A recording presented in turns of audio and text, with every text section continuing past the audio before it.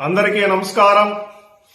భరతమాత పునర్వైభవ ప్రాప్తి కొరకు అంకితమైన నవ భారతానికి స్వాగతం, సుస్వాగతం. 57వ భాగంలో జయసింగ్ శివాజీల మధ్య జరిగిన పురందర సంధి గురించి తెలుసుకున్నాం. ఈ భాగంలో జయసింగ్ తో కలిసి బీజాపూర్పై దాడి చేయడం గురించి తెలుసుకుందాం. రాజా జయసింగ్ శివాజీల మధ్య కుదిరిన పురందర ఒప్పందం దిలేర్ ఖాన్ కు ఆగ్రహం కలిగించింది. తాను తన పరాక్రమంతో పురందర దుర్గాన్ని సాధించానని చెప్పుకునే అవకాశం అతడికి అంది వస్తున్న సమయంలో జయసింగ్ యుద్ధాన్ని ఆపి సంధి పేరుతో దుర్గాన్ని తన చేతుల్లోకి తీసుకుంటాడు. దిలేర్ ఖాన్ కోపం, అసహనం జయసింగ్ దృష్టి నుంచి తప్పిపోలేదు. ఇక శివాజీ అధ్యాయం ముగిసిందనుకోని జయసింగ్ బీజాపూర్పై దాడికి సన్నాహాలు చేసుకుంటాడు. ఒప్పందాన్ని అనుసరించి శివాజీ కూడా అతనితో కలిసి బయలుదేరుతాడు. ఔరంగజేబు ఇచ్చిన ఆజ్ఞ ప్రకారం జయసింగ్ బీజాపూర్పై దండయాత్రను ప్రారంభిస్తాడు. మరాఠాల సహకారం వల్లనే ఫల్తాన్, తాతివాడే, మంగళవేద దుర్గాలు మొఘలుల స్వాధీనమవుతాయి. కానీ బీజాపూర్ వైపు పురోగమిస్తుండగా మొఘలులకు అనుకోకుండా గట్టి ప్రతిఘటన ఎదురవుతుంది. జయసింగ్ తీవ్ర యుద్ధాలను ఎదుర్కొని బీజాపూర్ నగరానికి సుమారు 16 కిలోమీటర్ల దూరం వరకు పురోగమించగలుగుతాడు.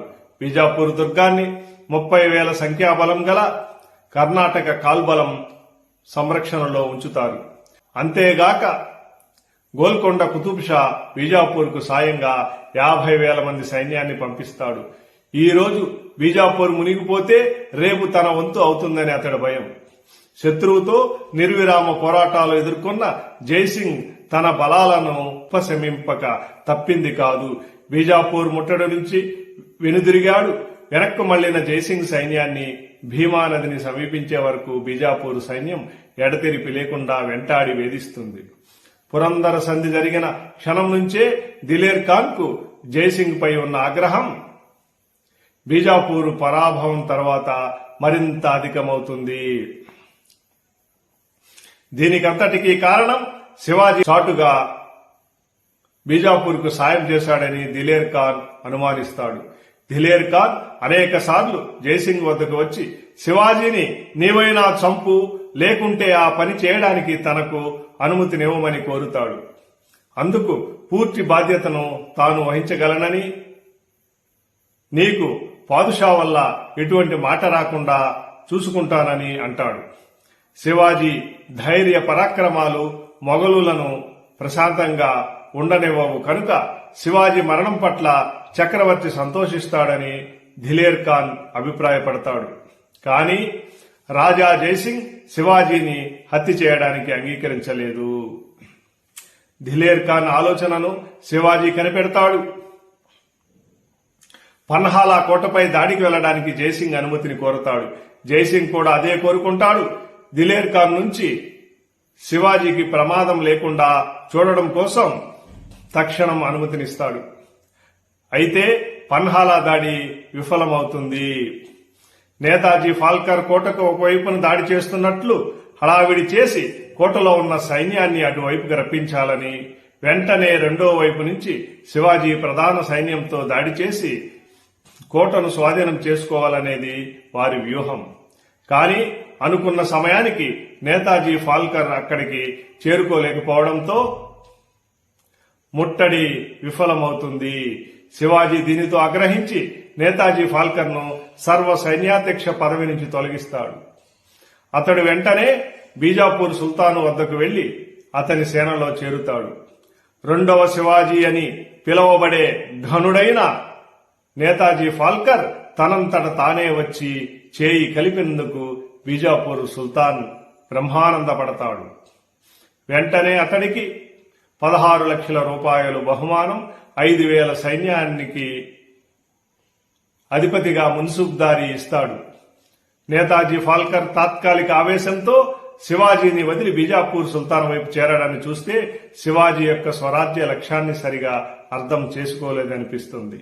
నేతాజీ ఫాల్కర్ హఠాత్తుగా బీజాపూర్ పక్షాన కనిపించడంలో శివాజీ మాయ ఏదో ఉండవచ్చునని జైసింగ్కు సందేహం కలిగే ఉంటుంది. ఆ కాలపు ఆంగ్లేయులు ఇది శివాజీ తంత్రమేనని రాస్తారు. ఈ రోజు నేతాజీ ఫాల్కర్ వలె రేపు శివాజీ కూడా బీజాపూర్ వైపు వెళ్లిపోతే తన గతి ఏమిటి అని జైసింగ్ తల పట్టుకుంటాడు.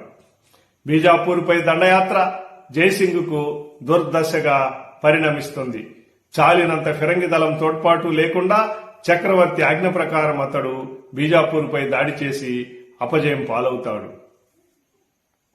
ఈ పరిస్థితి నుంచి బయటపడడానికి జైసింగ్కు ఒక ఉపాయం తోస్తుంది. అదేమిటంటే ఔరంగజేబును కలుసుకోవడానికి శివాజీని ఆగ్రాకు పంపించడం. అలా చేస్తే శివాజీకి పాదుషాకి మధ్య స్నేహం గట్టిపడుతుంది. బీజాపూర్కు శివాజీకి మధ్య రహస్య సహకారం ఏమైనా ఉంటే ఆగిపోతుంది. దిలేర్ ఖాన్ నుంచి శివాజీని దూరంగా ఉంచడం కూడా సాధ్యపడుతుంది. కనుక శివాజీకి పాదుషాకు మధ్య సమావేశం జరగవలసిన అవసరం గురించి నొక్కి చెబుతూ శివాజీని మొఘల్ ఆస్థానానికి ఆహ్వానించమని పాదుషాకు లేఖలో ఇలా రాస్తాడు. ప్రస్తుతం దుర్బుద్ధితో ఆదిల్ షా, కుతుబ్ షాలు ఏకమయ్యారు. కనుక అన్ని విధాలా శివాజీ హృదయాన్ని చూరగొనడం, సార్వభౌమ సన్నిధికి అతడు చేరేటట్లుగా అతనిని ఉత్తర భారతం పంపడం తప్పనిసరి. జైసింగ్ శివాజీని ఆగ్రాకు ఆహ్వానించమని ఔరంగజేబుకు లేఖ రాశాక శివాజీతో మొఘల్ దర్బారుకు వెళ్లే విషయం గురించి అనేక సార్లు నచ్చజెప్పే ప్రయత్నం చేస్తాడు. ప్రారంభంలో శివాజీ ఔరంగజేబును కలుసుకునే ఆలోచనకే ఒప్పుకోలేదు. ఆగ్రాకి వెళ్లడం వలన కలుగబోవు లాభాలను శివాజీకి వివరించి చెప్తాడు. ఔరంగజేబు దక్షిణాదినున్న ఆదిల్ షా, కుతుబ్ షాహీలను జయించే బాధ్యతను శివాజీకి అప్పగిస్తాడని చెప్తాడు. అలా చేస్తే పాదుషా సామ్రాజ్యం విస్తరించడమే కాక శివాజీకి కూడా చాలా ధనం లభిస్తుందని చెప్తాడు. ధనంతో పాటు ఢిల్లీ దర్బార్లో కీర్తి ప్రతిష్టలు పెరుగుతాయి అని అంటాడు. అన్నిటికన్నా ముఖ్యంగా శివాజీని దక్షిణాదికి సుబేదారుగా ఔరంగజేబు నియమిస్తాడని కూడా ఆశ చూపిస్తాడు. అయినా శివాజీని దారిలోకి తేవడం జైసింగ్కు తలకు మించిన పని అయింది. చిన్నతనంలోనే బీజాపూర్ సుల్తాను ముందు తల వంచనని మొండికేసిన శివాజీ ఇప్పటి వరకు ఏ ఒక్కరి ముందు తల వంచకుండా స్వతంత్రంగా బ్రతికిన శివాజీ ఇప్పుడు పాదుషా ముందు తల వంచి సలాం చేస్తాడా అనేది సందేహం. అటువైపు క్రూరుడు, కపటి, హిందూ ద్వేషి అయిన ఔరంగజేబు స్వభావం జైసింగ్కు అందరికన్నా బాగా తెలుసు. శివాజీకి కూడా ఈ విషయం బాగా తెలుసు. మరి సమావేశం జరిగేది ఎలా అని జైసింగ్ మదనపడుతుంటాడు. అనుకోకుండా ఒక రోజున జైసింగ్ సూచనకు శివాజీ తన సమ్మతిని తెలియజేస్తాడు.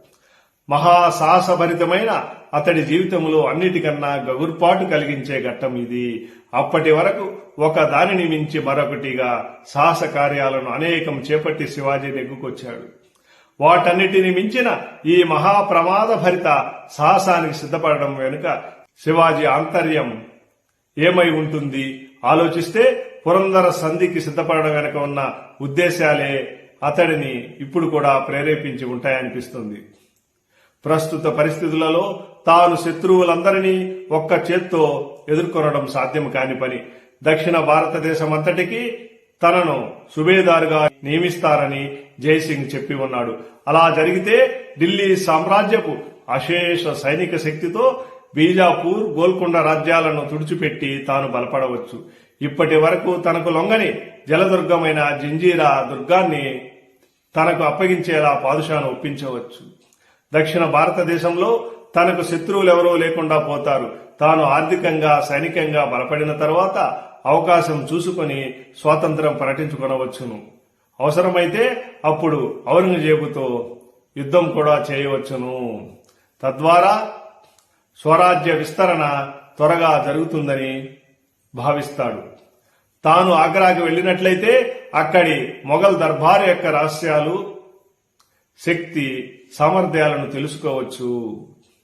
ఇలా పలు రకాలుగా ఆలోచించి శివాజీ ఆగ్రా వెళ్లడానికి తన అంగీకారాన్ని జైసింగ్కు తెలియజేస్తాడు. తరువాతి భాగంలో శివాజీ ఆగ్రాకు బయలుదేరడం గురించి తెలుసుకుందాం. ఈ వీడియో మీకు నచ్చినట్లయితే లైక్ చేయండి, షేర్ చేయండి, మీ బంధుమిత్రుల చేత సబ్స్క్రైబ్ చేయించండి.